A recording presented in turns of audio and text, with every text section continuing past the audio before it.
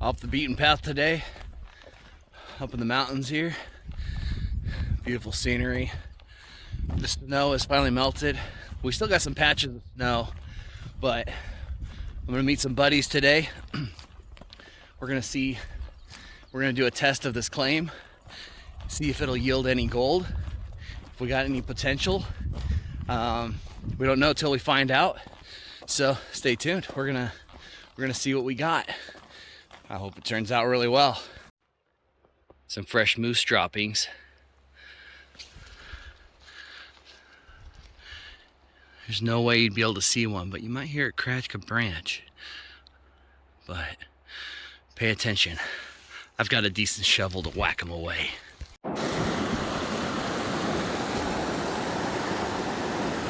We're doing a little test of the bank here. The other guys have been started. I got here late. Out here on the inside here.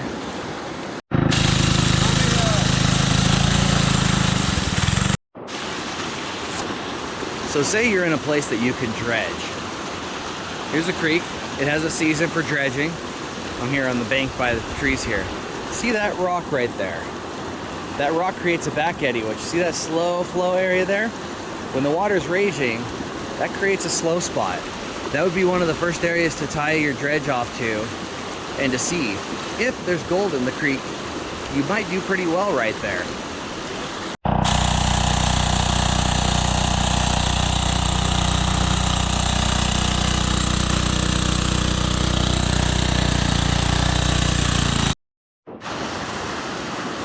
So we're out here scoping out the river here. Got a couple friends. We're checking out, notice this big rock. The current hits right onto this rock, slams into it, goes down. Notice this calmer water back here. That's a slow spot, that's a dropout zone. And then look at this white water flowing right through here. All that white water flowing right here, rushing. Then it comes to this bank, kind of stops and turns and goes back. That could be a push out zone for some flood gold deposits. This could be a dropout zone for a dredge area. And even back here in this tails of this other gravel bar could be some areas of that. So reading a river and its flows is very important. There's even a tree line back here that comes down where there used to be a flow of the river going that way. So anything's possible with gold, but to find gold, you need to get out. You need to test. You have to check out things because you won't always find the gold in the first spot you look. But I'm gonna check that area out. If we get enough time and warmer in the season, we might see what's behind this big boulder here.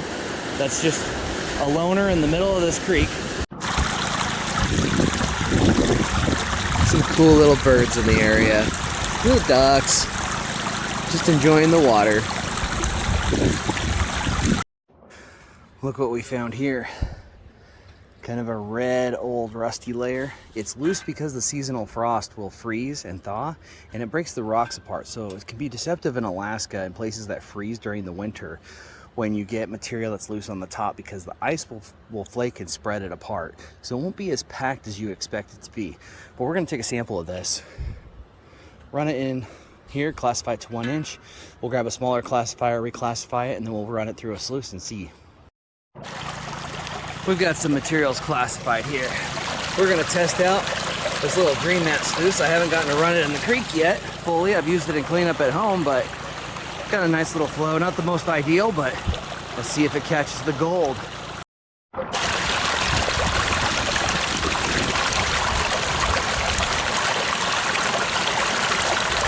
You see how the material dances around those little loops.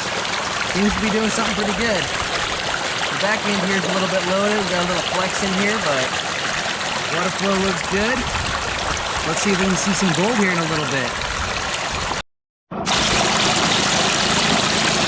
You can see the dancing action, how it's swirling around and concentrating in these pockets. A couple of the bigger pebbles are holding up top, but it's definitely doing what it's supposed to do.